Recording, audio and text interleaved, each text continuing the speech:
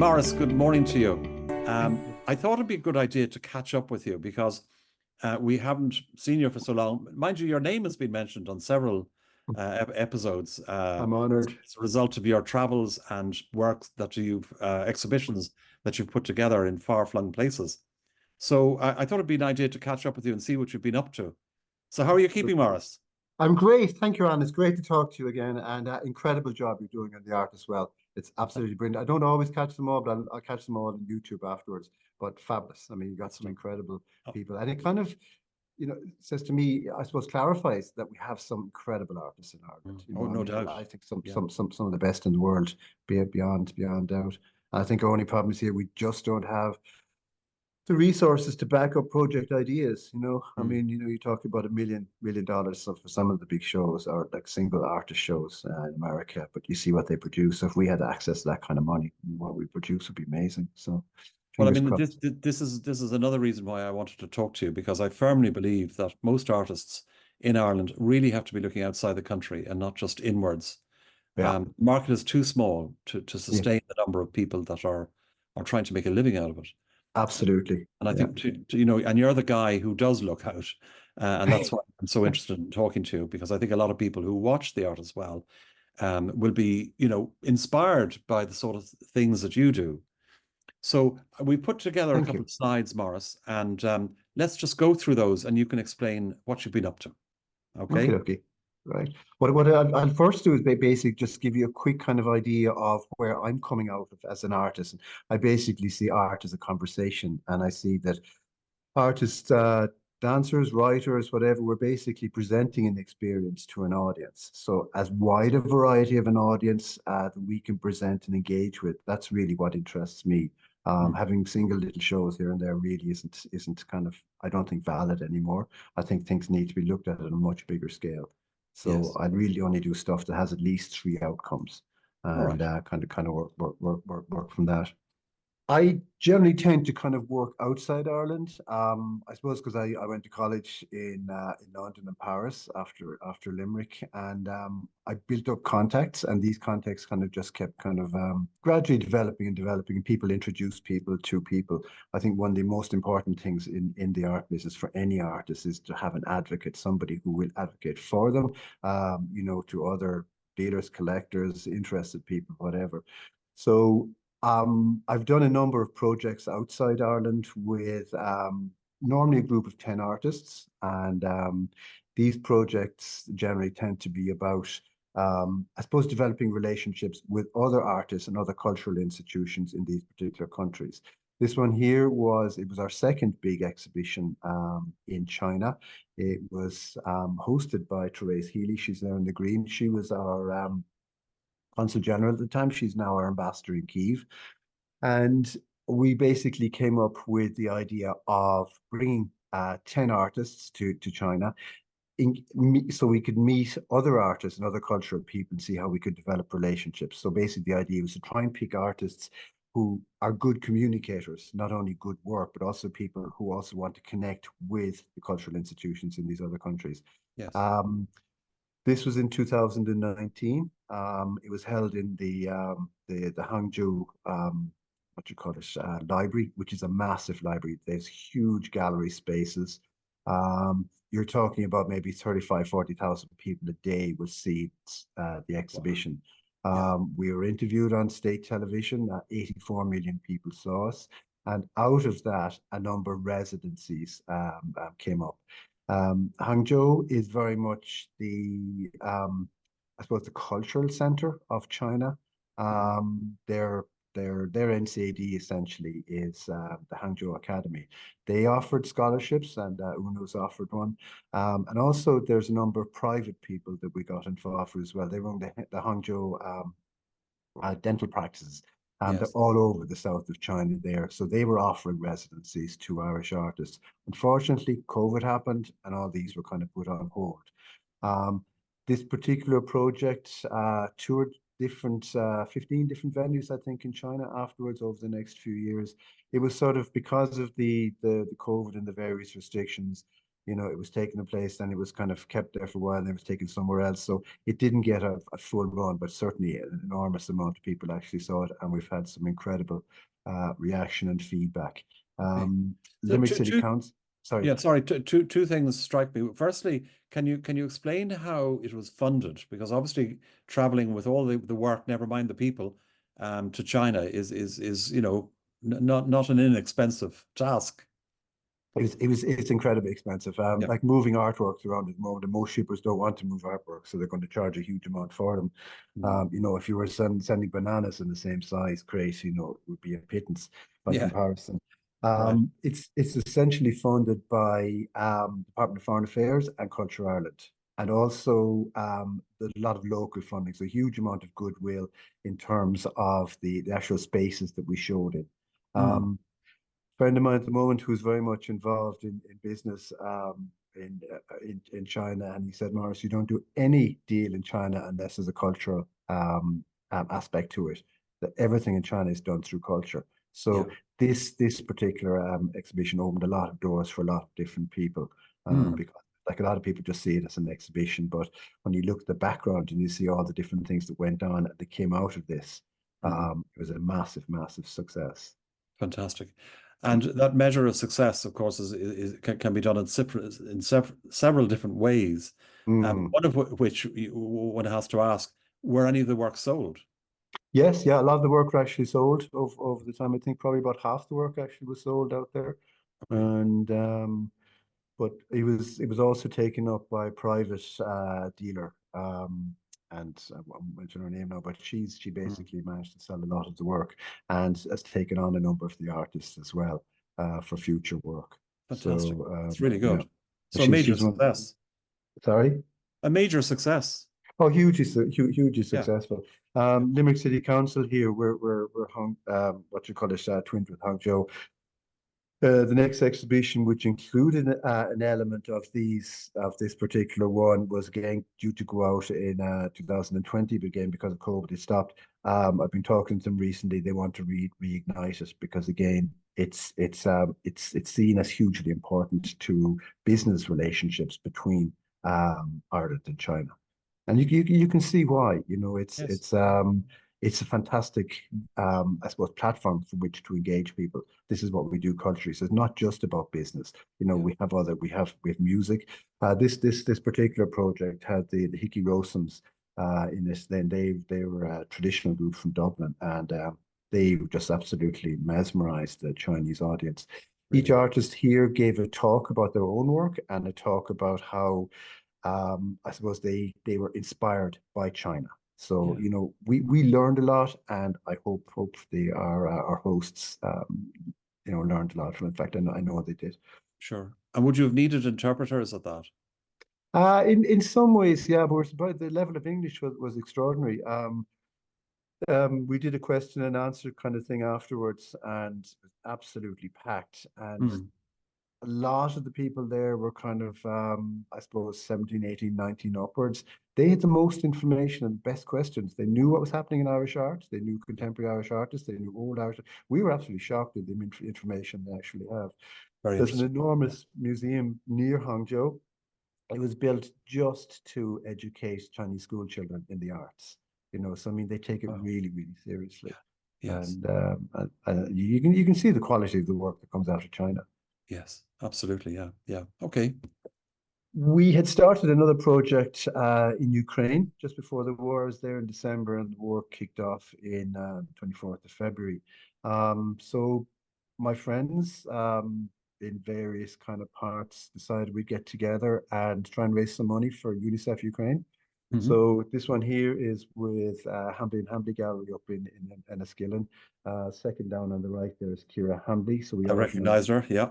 Yeah, we are with Kira. So the gallery artist essentially donated a number of works, and that was put up on an online auction, and we raised, I think, 24,000 sterling. Um, Good. Yeah. Maria at the bottom right there, she was our interpreter in Kiev.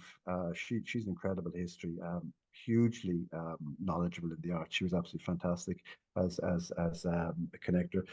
Diane Henshaw at the top right up there, is very well-known, incredible artist from up around Enniskillen.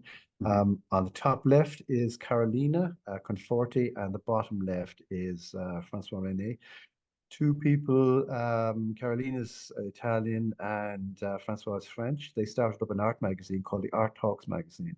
So they go around the world interviewing artists at various exhibitions, again to try and connect artists and connect cultural institutions. So anything connected to the arts, they will in their monthly magazine publish. And also you've got the online interviews with artists, gallerists, the whole thing. They were incredibly influential, certainly in my career over the last number of years, in introducing me to people. Yeah, And again, they advocated hugely for me, and I hope that I managed to help them out as well. So this basic team of six people were the core of this particular auction. As I very say, good. they went to UNICEF Ukraine. So that was a really interesting project to work on. So myself and Maya Nicalig, she's a great Limerick artist. We got together with a number of other people and said, well, we'll Limerick artists will try and raise some money again for UNICEF Ukraine. Mhm. And we raised, I think it was 64,000 in the end again for UNICEF Ukraine. And of that, 50,000 was presented to the Irish Refugee Council. Mhm. And the other was divided between helping Ukrainians in Limerick and also to UNICEF Ukraine. And Yes, that's the team there who presented to the ambassador, Larissa Carrasco. She's there, the second in from the right. yeah, And Moya is the fourth there, but second in from the left and the front row. yeah. It was a fantastic project, and again, people were unbelievably generous Yes. in helping out. That's a very Um, impressive figure. Yeah, yeah, it was again, it was down to the goodwill and generosity of people. I mean, putting it together is only just a small aspect of it. Getting people to help you is really yeah. is what the extraordinary thing. Okay. That's Larissa. Um, the obviously the war had started at this stage, and there was a lot of bombing going on. So the Ukrainian government had a project going where they were collecting children's drawings from the bomb shelters. So Larissa told me about this, and I guest curate at the Limerick Museum. And Matthew Potter, who's the director there, I put it to him, could we show these as a project? So Mm. we had, I think, 34 drawings of children's drawings from the bomb shelters, and it was a children's response to basically to their situation. Yeah. Some were incredibly hard hitting, others were just it was just the whole range of emotions. Mm. And you couldn't get professional artists to do the same thing, because we've too many filters where kids have no filters. They're just saying, well, this is what it's like to be somebody's trying to murder you. And I know. Yeah. so it was a really super popular exhibition. Marissa came down and opened the exhibition. So Yes. that's Yes. that's that particular one. Okay. This is the opening night of the exhibition. That the mayor normally opens all our exhibitions inside in the museum, Hmm. and there's quite a good sized Ukrainian community here in Limerick. Um, if you could maybe pop on to the next one, please. Yeah, the next one then was through the auction. I met two Ukrainian photographers who are based here in Limerick now. They are the two ladies with the flowers, Olena and Katerina. Hmm. And so we decided to give them an exhibition, but what we asked them to do is to present on their experiences in Limerick for a year. So basically, they were there for a year, and that was their exhibition there. Again, the mayor opened that one, and they again it was a really interesting insight to see how people who are not from Limerick, how they saw Limerick and Limerick people. It was incredibly positive. Again, it was Yes. a Yes. fabulous exhibition. And this is the Limerick Museum. It's in an old Franciscan friary. The Franciscans left about 16 years ago, and the city council have a lease on it. So the museum, they're gradually renovating Hmm. uh, new parts of the whole complex. And it's a massive attic space and basement space in the place really for a museum. And, There are and about 70,000 works in the collection. Obviously, they all can't be shown. really, Yeah, yeah. And And where exactly in Limerick is it? it's in Henry Street, basically dead Henry Street. center of Yes. Limerick. Yeah, it's Okay. between five hotels, and you get a huge amount of traction audiences coming from the different hotels. Yeah. It's great. You can get up to, in the summer, we're getting up to 2,000 people a month. You're seeing exhibitions there, which is a huge Excellent. amount Yeah. to actually see. These back to my friends Caroline and Francois, the second one down on the right hand side. Yes. They obviously very heavily into Instagram and LinkedIn, and this is just one of their posts talking about the different things they did. They did charity magazine launched recently called the Pink Edition, and the proceeds of that went to breast cancer. And what they did was they asked artists to present a piece that had a lot of pink in it and Mm. to write a short little few words on a woman who's been really influential in their life. Most people, I think, wrote about their mothers, some about their wives, but I wrote about my mother and her influence, and certainly my art career. It's beautifully hard copy, sorry, hardcover coffee table Mm. book. So it just Yes. gives an idea of some of the things they do. And again, they're based in Zurich in Switzerland, and hugely influential in the contemporary art market. Great fans. Next one here is the Sassa Museum. A man called Gene Sassa. He was very prominent photographer in Los Angeles, and he had collected artwork over the years and decided he was going to open a museum. So he has huge temporary exhibition space and also space where he has the collection of the work. This was an exhibition called Woven. I introduced Kira Hambley to Jean. Mm. And between us, we came together putting an exhibition of Irish artists from either side of the border, an All Ireland exhibition. It was called Woven, and it was shown with artists that Jean had picked from Los Angeles. The exhibition then, see, it was May, June, Portugal last year. The exhibition then went to Kira's place in Art Center, not Art Center, her residency Mm. in France, and then Yes. it's due to open Hambley, I think somewhere later this year. But Is it? again, it's a lovely connection. I've done quite a number of small projects with Gene, online exhibitions. He publishes the most extraordinary catalogs because he's a photographer. His attention to detail in terms of the printing is just absolutely incredible. Again, huge supporter of Irish art. He's been to Ireland, and I I will have an exhibition there probably next year. Brilliant. The cost of getting stuff over there is just hideous. So it's just Yeah. that's one of the main problems. I generally tend to work quite big. So back to the South Museum, it was an exhibition of artists from all over the world. I was the European adjudicator on it. There was an Asian one and American one, and it was a fantastic exhibition.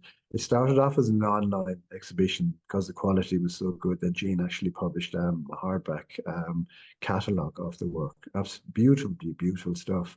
Yeah. Um, Again, just kind of showing um, the different kind of things, how artists can kind of get involved in different things, and how I suppose the different experiences can, um, I suppose, present different types of work, to an audience.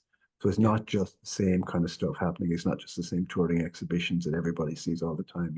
There's Mm. lots of different kind of things happening, beneath that level. Sure. Here we are in Cape Coast, Africa, Ah, Ghana. yes. Ghana, yeah.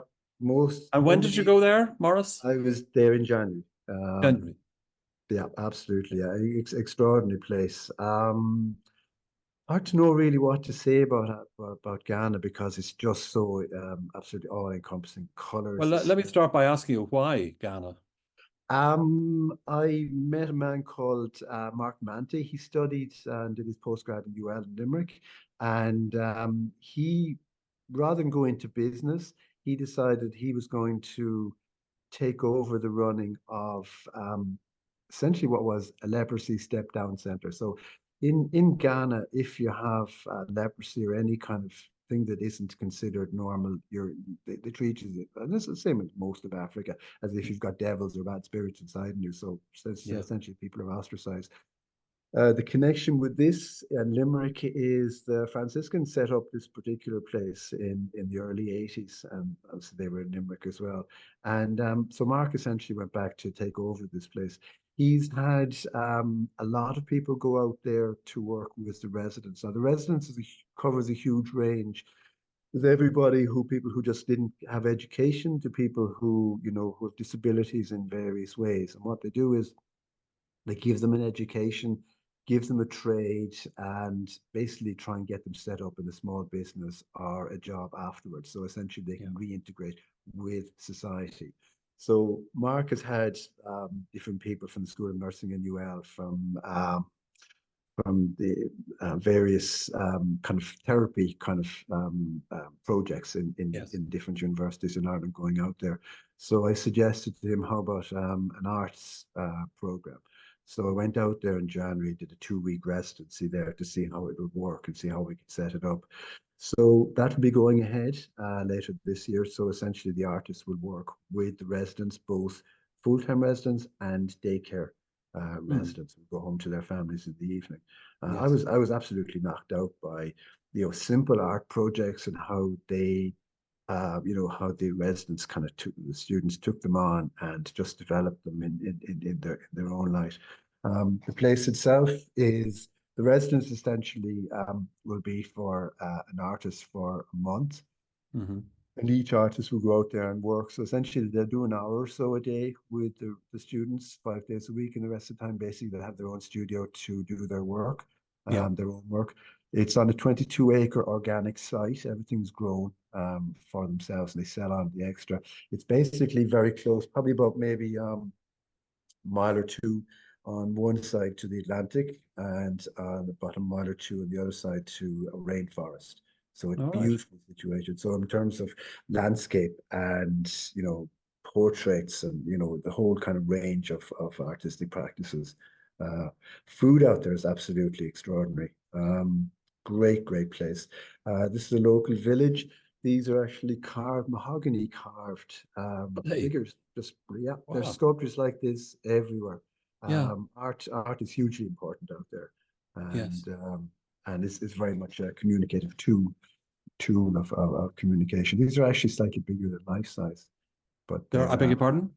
slightly bigger than life size. These are. Yes. Yes. Yeah. Yes. All right. Beautiful. What's amazing is how incredibly slow everything is out there. People move slowly. They talk. So there's time for everything. You know. Yeah. You know Yes. that there's We often could all learn a stories. lot from that, couldn't we? Oh, absolutely, absolutely. I mean, regularly you hear stories of people, going to go for a swim in the evenings, and they don't Mhm. get there because I spend so much time talking to people, and they Yeah. plan to come home.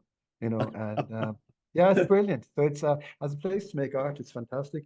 They make Yeah. their own charcoal, All right. so So for that's what's managed. happening here. Yeah, yeah. So basically, it's the traditional way of doing it. Charcoal's really important because it's used for cooking, and they sell it into industry as well. So, Mm. this could be worth about a few thousand euro in terms of what's actually being cooked there. So it's made from managed acacia wood, Hmm. and so they kind of lay them out with layers and with straw kind of between the layers, and then cover the whole lot with clay. And they Yeah. start a fire on one end, and basically it's pushed through. So it's around kind of 1400 degrees. Mm. The core temperature of it is, and makes the most beautifully soft charcoal. I brought some back for drawing because I like drawing with charcoal. Mm. And so this place was actually really hard to find because it's so expensive. Yeah.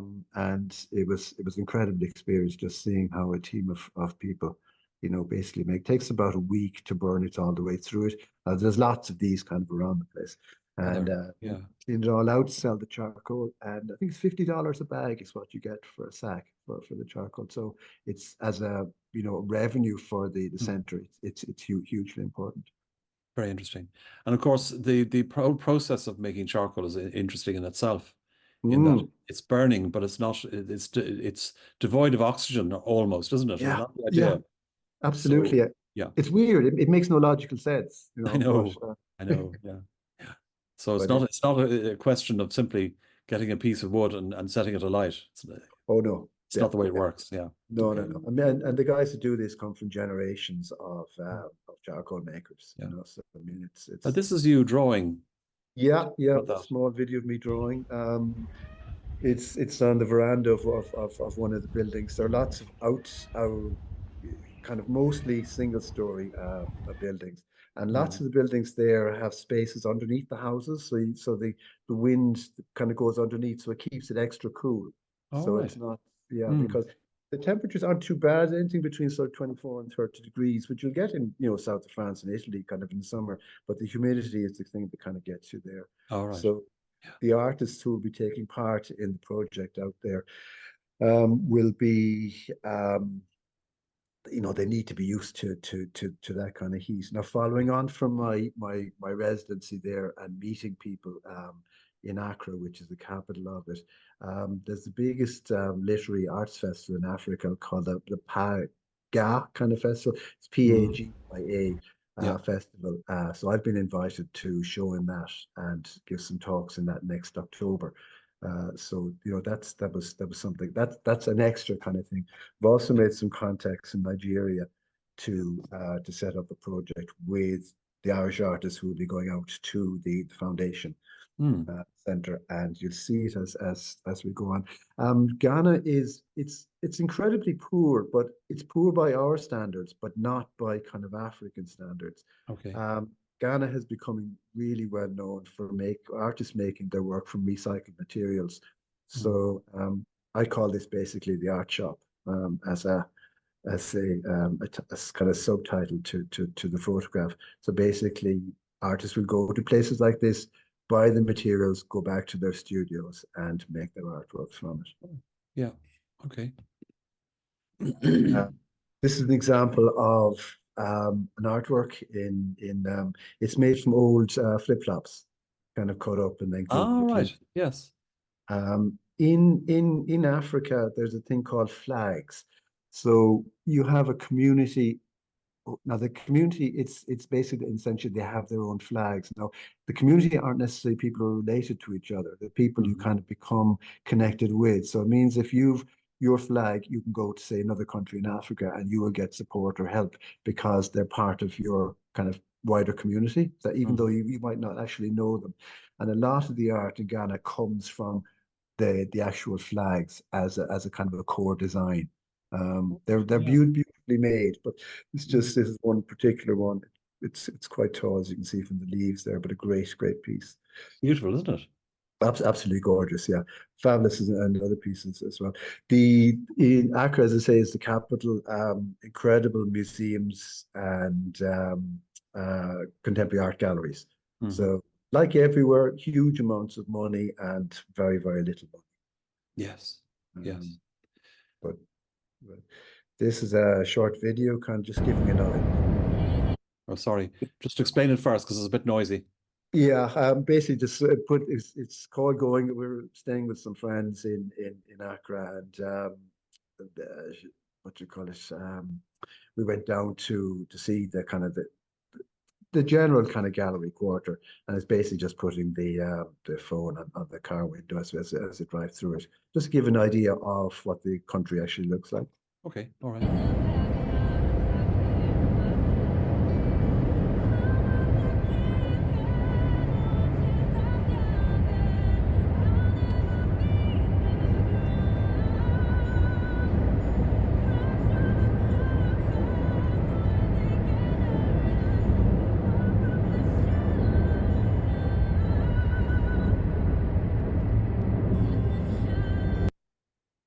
So you've essentially everything from very wealthy kind of parts to, Yeah. very poor parts, kind of all literally jostling side by side.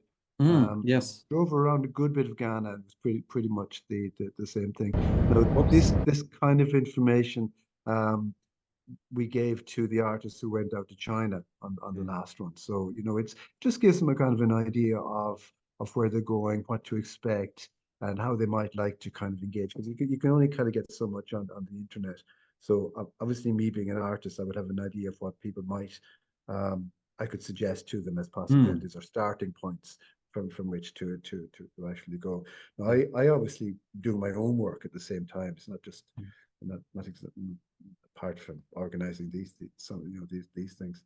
Yes, yes. It's a So what typical are we road. looking at here, Maurice? Typical road from basically Toyota Land Cruisers and Mitsubishi kind of 4x4. They're Yeah. essentially the main mode of transport because you have potholes the size of Ireland, really, in some places. I sent And, a photo of this this- road. I'm going to let's tease cross. Dick Right, now, and I'll send him a So, photo. It's a right greeting from Breno. And it's going to right back. And in Ghana, you know what we say? Jealousy means skin pain. Ghanaians have a way of saying things. So instead of saying the word, oh, I'm very jealous, they said, your skin is paining you. So we use the skin pain. Yeah. Okay. Yes, yeah. There's so many things here to be said. Sometimes Very good. Yeah, that's Mark Manty. He's the director of the foundation. So he very right. generously Yes. brought my myself and my daughter around the place. I brought her out because she's on TY, so she actually worked in the foundation as well, doing some art with helping out with the students. And so we went to visit lots of different places. This is the road from the foundation to the into the rainforest. Okay. And it's fairly isolated, yeah? Yes, yeah, very isolated. This is Yeah. the beach next door. These are dugout boats, literally giant trees dug out, and they top them with planks just to make them a bit higher. And every evening they go out to the night fishing. They put the lamps on the boat and bring in the fish. So everything is just incredibly fresh out there. Mm. And Ghana is hugely known. Actually, hold on, just if you wouldn't mind going back one, please. Yeah. There, Ghana is hugely known for the slave trade. It's where the main shipment of human beings to America, the Yes. Caribbean, and various other places came from. And Cork was one of the main kind of refueling spots on the way down there. So there's a bit of a connection, but all along the coast, I think there were about 35 what they called castles, and these were like areas where they held the captives in the place. So if you're interested in history, it's a huge amount of that there as well to actually to work out of. So it'll be great when we actually get the project up and running. Hopefully, January, February next year is when it's due to launch. And presumably, Maurice, this will be an ongoing thing. It won't be just a once Yes. off. Oh yeah, it would be an ongoing thing. I mean, China would have been an ongoing thing as well, except for COVID, and the links got kind of bent a little bit. So Yeah. if we would have like the first project we did in China was 17 years ago, well 16, nearly 17 years ago, and for years the connections built out of that continued and developed. So it's once I think our artists are great for making connections and developing them. And I think one of the great things we have as Irish people is that we're good communicators. We want to find out what people are doing. We like to be involved. We like to be immersed in other people's cultural ideas and stuff and share stuff. So very true, very true. Okay, so we're moving on now to where are we? Yeah. Yeah, this is in Marseille. I spent a week there from the friend's studio, to basically just doing some drawings. One of the problems with with the art world is there's so many different things going on. You could spend your entire life going from one to the other. Yeah. So I went and did a few drawings in Marseille. That was last year, and this is the harbor in the place. Great spot. Oh, sorry. No, this is that's not Marseille. This is Tromsø actually. I was this up in Norway last October, November, I think it was. So 2 weeks up in Tromsø. Tromsø is about 120 miles inside the Arctic Circle. Huge. Once was a whaling port, and now it's a massive fishing port. Again, I had the use of a studio up there from a friend, and I had a commission basically to do from a Norwegian guy, and which I'm kind of working on at the moment. So going up there was kind of part of it. The bridge there at the back in the left-hand side there is huge bridge. It's built so high so the ships can go under. Pretty much everything is done by boats and ships. They're really good roads, but it takes a long time, especially in winter. They get very, very cut off. Buildings look quite interesting too, don't they, there in the background? Beautiful buildings. Yeah, absolutely beautiful. Yeah, all timber buildings Yes. and great museums here as well. Mm. And you can go on very expensive tourist tours, but if you just use the boat buses, it's just a pittance to do exactly the same things if you don't have somebody telling you what's around the place. So, Yeah. you know, that kind of, it's like everywhere. Norway is hideously expensive, probably the most expensive place I've ever been in. You know, Is 9 it? quid for a cup of coffee. Yeah. So it's Yeah. Wow. really, really seriously expensive. Your average dinner is around 100 quid, you know, so, you know, So how long did you last there, Maurice? you find ways around it, you know. It's kind of the equivalent of the spar. It's called spar actually there, and Yeah. you buy basically a big slab of what you call it, cod, which is Oh. salted or frozen, and you just kind of work 'em and basically to do the cooking yourselves. So, Yes. you know, it works out probably about the same thing. Clothing is much cheaper there than it is here because the government subsidized clothing, especially outdoor wear, because everybody has to have um, essentially at least 1 or 2 kind of journeys into the wilderness each year. Mm. Yeah. So they sponsor that by making the clothing much cheaper. And also, a lot of the wealthier people who have outdoor gear will give it to special shops Mm. to give to people. So basically, it means everyone, if they want to get out in the wilderness, Yeah. can actually do I'll that. do so. Yeah. Yeah. This is back to Marseille again. Sorry about hopping around the place there. This is a fort on the entrance into the harbor in Marseille. Mm. A fantastic museum. Um, thing I liked about it was the surface textures on the walls. Absolutely Yes. extraordinary stuff. Yeah. And French, you know, do museums really well. Mm. In France, there's a child's toy called Sophie. It's a kind of a giraffe, and this is a giant one made by an artist. Now it's repainted every now and again by different artists. So Mm-hmm. this is its particular design, near enough the center of Marseille, Yeah. and you can see the size of it there compared to the people. Sure. But it fits in beautifully, I think, with the architecture. Yeah. Lovely. Back to Tromsø there again. Again, fabulous to walk out on these kind of long piers that go way out into the harbor. So you're almost, you know, you're almost out in the bay kind of area. Yeah. Got some fantastic drawings, I think, done and photographs to actually work from Mm. from there. Um, we myself and some people spoke about a project in Norway, but I just it'll be down the line a bit because there just isn't time to actually put it together. But again, Yeah. a fantastic country and brilliant museums, great country to visit as an artist if you can handle it. Getting over the prices there. I know. Yes. Yes. Yeah. Yeah, this is one of the big museums in Berlin. Yes. Can't remember the Contemporary Art Museum. Thing I like about the museums there, they were very sparsely populated in terms of work. So there's lots Mm. of area around the work. You could actually really enjoy the work. Yeah. It's I found the same in Washington a few years ago. You have this giant wall and maybe one piece on it, you know, whereas we Mm. probably populated a bit more. Again, kind of at the use of a studio in Berlin for a week and about 10 days and just went there just to see what kind of, you know, I had been there back in the 90s, Mm-hmm. but it was really interesting. I love history, especially contemporary military history, and it was interesting watching the videos of, say, the Battle of Berlin, and then seeing the same place today. It's almost like a stage set. They kind of cleaned it all up and put something else in Yes. there. This is Yes. fantastic. They're giant paper and charcoal drawings. All right. Yeah. Yeah, made from holding a hand in front of a light, you know, kind of like the hand Yes. puppets.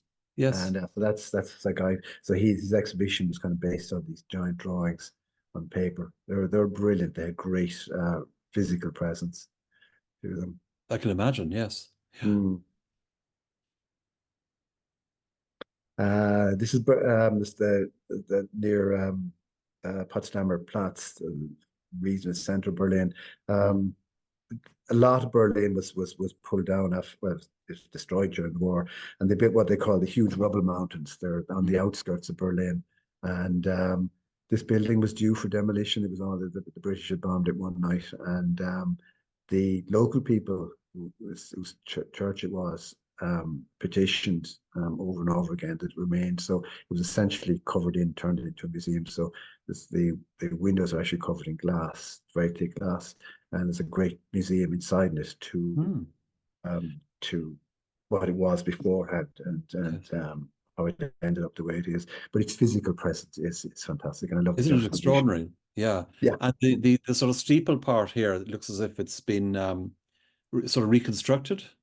It was covered in copper basically Yeah. to stop the water getting in Yes. between the joints of the lime mortar and wearing it away. Yeah. And yeah, so it's covered in. It's But fantastic. and again, you can see the scale of it there again compared to kind of the people and the objects, the cars Yeah. around it, and that. Maurice, this is fascinating. But there are some artists who will, spend their time in their studio and they'll work away. They might see the light of day once a year when it comes to an exhibition or something like that. But Yeah. you strike me as somebody who every other week they're putting their backpack on and heading off to the airport. What is it about you that drives you to do this? And I mean, Um, is there a living in actually creating and curating exhibitions like that abroad? Oh, absolutely. Yeah, there is. Yeah, I mean, in all of the arts, I mean, there's, you make enough to keep yourself going, to the next thing. I mean, there's no kind of wage at the end of the month. yeah, I mean, there's some people make huge amounts of money, but generally, the vast majority of people make enough kind of to keep going. But the thing is, I will go out and get information and kind of bring it back to the studio as well as, and it's so easy through the various arts organizations, to sublet or get a loan of a studio or swap a studio, whatever. It's not difficult. So really all you're paying is transport. And flights these days are so cheap. So it's relatively expensive to kind of wander around Europe, yeah. seeing things. A friend of mine, and she's in Venice at the moment. She's normally based in Germany, and she got a loan of a studio in Venice, so she's 2 weeks in Venice just to paint. So Do it's interesting this because if you remember Una Seeley's interview last weekend, mm, um, she got offered two places for painting. yeah, And there's property around the place that just is not inhabited at the moment for one reason or another. absolutely, And yeah. it's a matter of asking.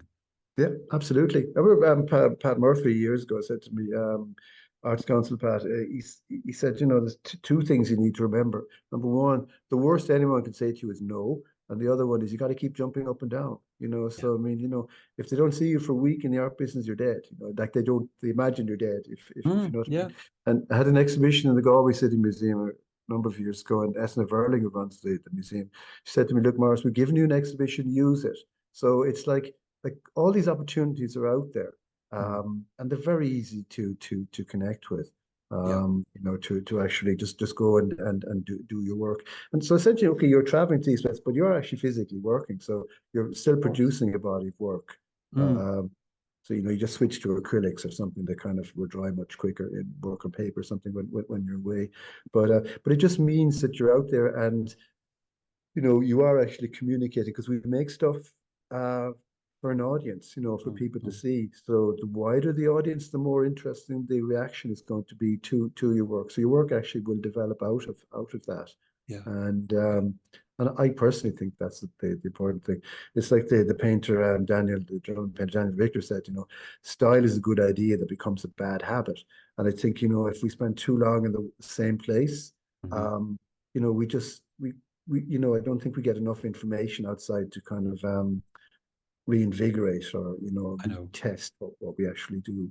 So that's essentially why I go, and also the generosity of other artists. I mean, you'd have Una, Donald Teskey, Abigail O'Brien, Nico D. I mean, they're extraordinarily generous to artists, especially to younger artists, Mm. and it's I think I think it's definitely a good point. Certainly, COVID has made the art business a really interesting business. Yeah. I think artists managed to kind of recalibrate hugely since Yes, then. absolutely. I think you're right. Yeah. Yeah. Yeah. I mean, it was awful for many people, but in the arts, as Pauline Flynn said to me, like, I mean, we just went to our studios and continued doing what we did before anyway. It's just I know. we I didn't think need it. other people, like a musical performance and all that, they suffered more, I think, Oh yeah, than absolutely. Yeah, artists. yeah. people who needed an audience were just. But then they kind of reinvented themselves as well, kind of doing kind of Zoom, Yeah, sure. things, Oh yes, like this. So, Tell me. yeah. So if now that we're recording this, the Artist Well Revisited, if we revisit you in a year's time, what can we expect? Well, definitely, Africa is a lot of opportunities in Africa, especially West Africa at the moment. Okay. It's felt that West Africa has been ignored. So there's a lot of cultural opportunities coming up there. It's so definitely Africa. I'll certainly be back in China again. I'll be in LA. And so they're kind of the main ones. And Okay. next year is actually already taken up, actually, with Is it? stuff. Yeah, so it's but it kind of works that way. And the thing is, if an opportunity shows up, you need to kind of consider, like, take it or reject it. If you reject it, will something else come up? So Yeah, you kind of need to keep the thread going, sure. and Yes. and see where it goes. And it always pays off. And in the art business, there are lots of different ways, kind of career paths, to actually take. It's just that this particular one evolved for me, and I've just kind of stayed with it, because it I know. works for me. Yeah. So I think you're a master of networking, basically. And I fair dues to you. enjoy it. I enjoy Yeah, meeting and seeing what people are doing and visiting artist studios. That's I know. fascinating, Yeah, as you know yeah. yourself. Good. You know. Well, look, Maurice, we'll get in touch with you again, probably this time next year on these sort of little mini series, and because I think it's interesting, that artists, we're going back about 4 years now at this stage in terms of the art as well, and Yeah, people we've spoken to them. That's a lot of time has gone under, or water under the bridge, absolutely. and people are up to all sorts of different things, and it's nice to catch up, and it was Yeah, but tremendous to have you in particular. you have an incredible archive, through COVID all the way. I mean, historically, it's going to be massively important, in years to come. Yeah. So I mean, congratulations to you, and well done, because it's a lot of hard work, doing it. But Yeah. Well, it's like definitely you said, in your area, it gets easier with practice. it does. It does, absolutely. Yeah. Anyway, we leave it there, Maurice. Thank you so much for talking to us and showing us Absolute what you've been pleasure. up to in the Thank you. last year or so. And we look forward to talking to you again. Super. Thank you so much, Alan. Not at And look all. forward to talking to you. God bless. Very Take best care. of Bye luck to bye. you. Bye-bye.